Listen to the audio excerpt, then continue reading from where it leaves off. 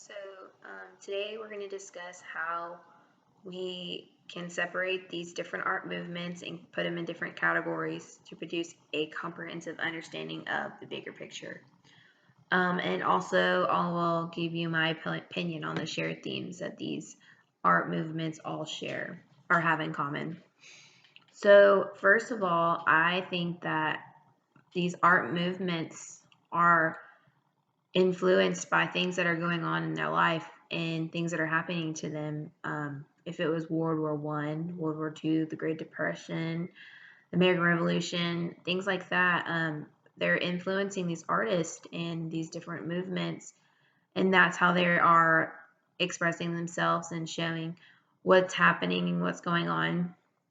So this is modern art, and they are modernizing this art to depict what's happened to them and what they're facing and what's going on with their families and their life and things like that. These movements were empowered by tragedies, and some of them it happened in a good way and they were influenced in good ways, and some they were not. And so I think that some of these are focused on the past and others are focused on what's going on right now. And it just gives these artists the chance to express themselves and share off of each other's different styles and things that they're influenced by other art movements previously. So all of these art movements in this third unit that we're discussing they didn't start until the 1920s, and some of them were influenced by expressionist arts, Fauvism, all these different art movements we've discussed prior, and that's how these different artists have created these different art movements, is the influence of others.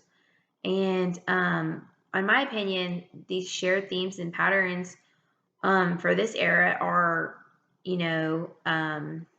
different sculptures. So they're sculptures that were used or made out of like bronze and marble. And one of them that I will discuss is from the Harlem Renaissance, the Gamen. It's painted plaster. And if you look at some of the other art movements, they also have different sculptures, especially the first one that we talked about. It's interwar classicism. This happened after World War I and the Great Depression, and they're looking for modern life, and they're showing the destruction after World War I. And they also have different forms and different sculptures of people in the nude. That was one thing that was real popular at this point, is painting people in the nude and showing also in their sculptures where people were nude in their sculptures as well. Another thing that I also thought was pretty similar was the different murals, like as in the American regionalism, the Mexican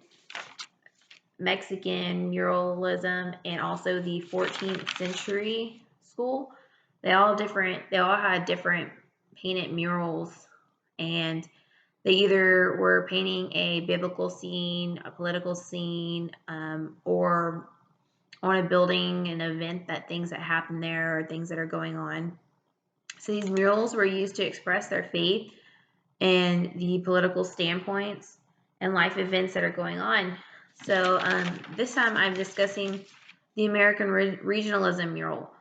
These figures are narratives returning back to an ideal of art as a storytelling rendered in precise detail. So these murals are taking these different small little pictures and putting them together and making this huge story, and they're being able to express themselves and tell a story of what is going on and help you understand and give you the bigger picture of things. That's what these murals are doing.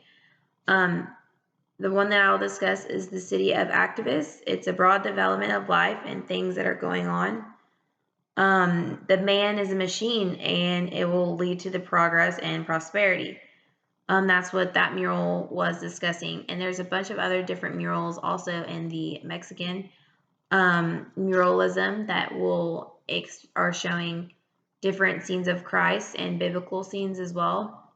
And so I just think that all of these art movements are coming together with the same styles and just trying to express themselves a little differently, but they're all telling a story, and they're all telling what's going on and happening to them, if it was the war or if it was the Great Depression. So I just think that they are all building these themes off of tragedies and things that they're facing in their life.